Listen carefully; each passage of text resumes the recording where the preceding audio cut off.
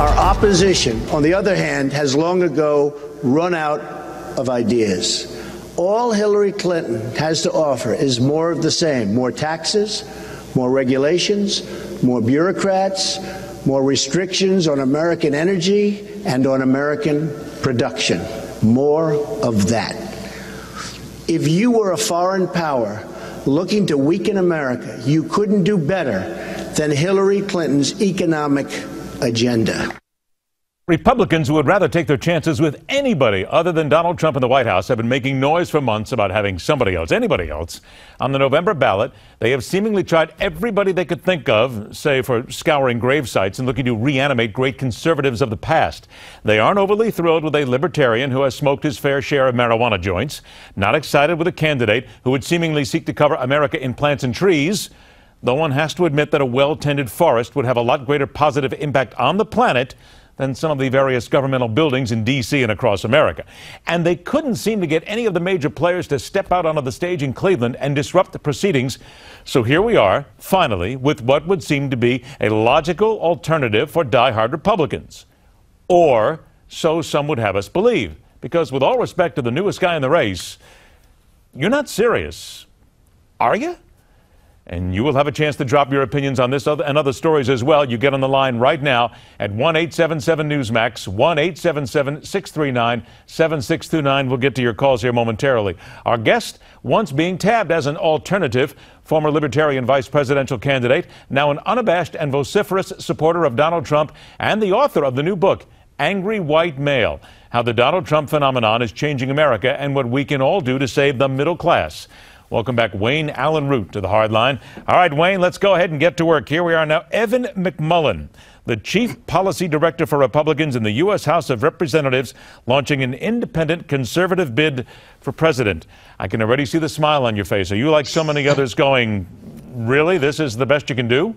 Yeah, like who? What? Evan who? Mick what? It's a joke. Politics is show business. It's a combination of being the best actor, being the best entertainer, having the best personality, having the biggest brand name recognition. I may dislike Hillary Clinton to the 99th degree, but Hillary has great name recognition. Donald Trump, entertainer. You could call him an incredible showman. You would say great personality. You would say great name recognition. Evan McMullin, I don't even know what to say. It's so ridiculous. All right, well, let me go ahead and say this for you then, because you just used a couple of phrases in here that I'm going to challenge you with. You said that politics is all show business and it's all about being the best actor. Why then should anybody believe, here comes that other side, that other argument, if you will, why should anybody believe that Donald Trump is not in this just for show business and that all he is just a great actor spitting out lines that mean absolutely nothing? Why should people believe he's honest and serious? Well, I have two easy answers for that. Number one, Ronald Reagan was nothing but a third-rate B-movie actor. Wait a minute. But when Ronald Reagan ran for president, Ronald Reagan had already been governor of the state of California. He had been in politics for a long time. That takes care of that argument. Make your second one better be better. No. I want to it better be better than that. I understand, but Reagan had been in politics, but the point is he had to overcome that the first time when he ran for governor, and there was no lower office. He went straight from unemployed actor, and by the way, a show in Vegas that closed in a week, to running for governor of California. But he really believed in what he believed in, which is pro-business, lower taxes. Now you got Donald Trump, who I believe is Ronald Reagan updated for this generation. He is without a doubt a businessman, unlike Reagan, a proven capitalist businessman who really believes in lower taxes, less regulations. I don't think anything else out there. That's what I always saw in Trump, is the perfect business candidate. Devil's advocate again. Here you go. I know, devil's advocate again, but here you are pointing it out. Would you not say that wanting to become president of the United States is a little bit bigger and a lot tougher job than becoming governor of California? You really would say that? Come on, it's a tougher job. That president's bigger than California governor? Sure. Well, that involves Reagan. Let's jump forward to Trump.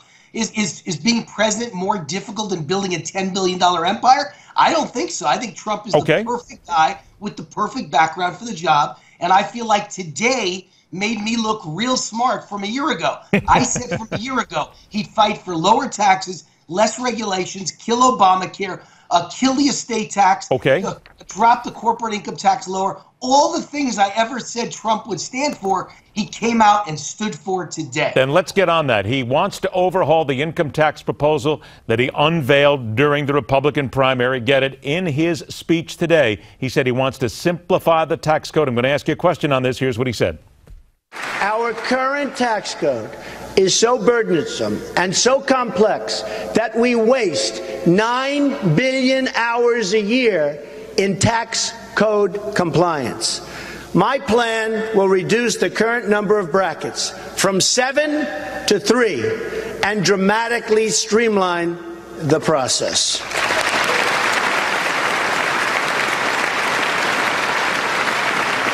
We will work with House Republicans on this plan using the same brackets they have proposed: 12%, 25%, and 33%.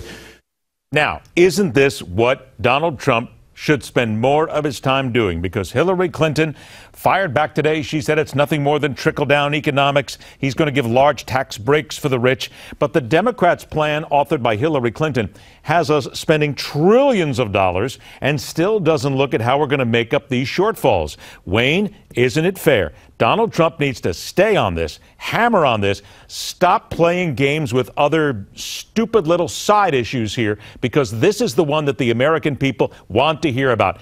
Don't tax me to death. You and I finally have hit on the exact thing, that we're on the exact same. We're both on third base, ready to run home, Ed. You and I are in sync 110%. And by the way, don't say I haven't said it before. I love Donald, but I've always said, get off the personal attacks. Don't worry about races. Don't go after Hispanics or Muslims. Talk about the economy, the economy, the economy, and your detailed prescriptions for the economy, and show people how you create jobs, create growth, and turn around the worst economy since the Great Depression. This is exactly what he should stick to, 24 hours a day, 7 days a week, and now we're on the right ground to win an election. 30 seconds, though. You and I are going to be honest with each other. We always are.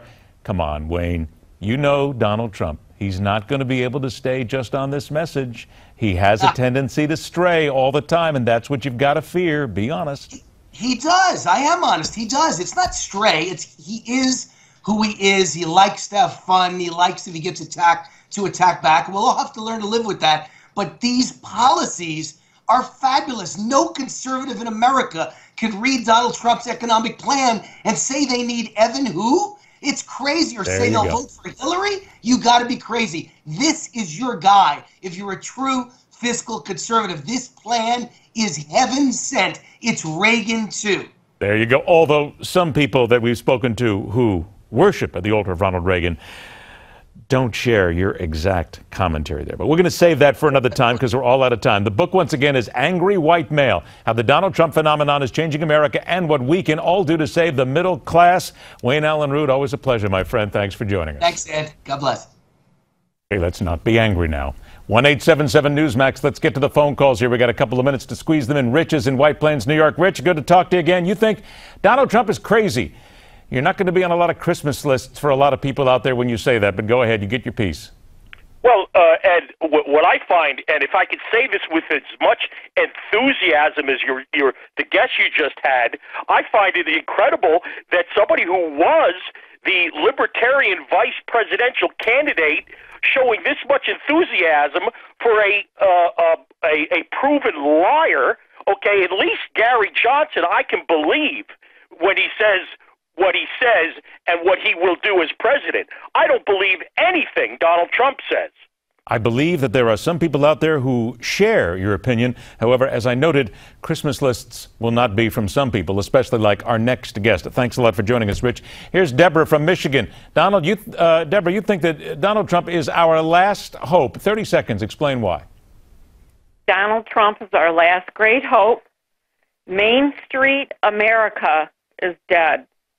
He has made his millions, and I think he will strive to make America productive and prosperous again.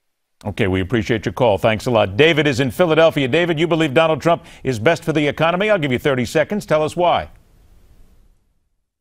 What I was proposing is that maybe we should start a petition that to amend the Constitution to make debt spending illegal And if Donald Trump would sign this petition and challenge Hillary Clinton to sign it, which she won't, because the Democrats want to keep rolling the printing press with the money, I think that it'll really be great for him.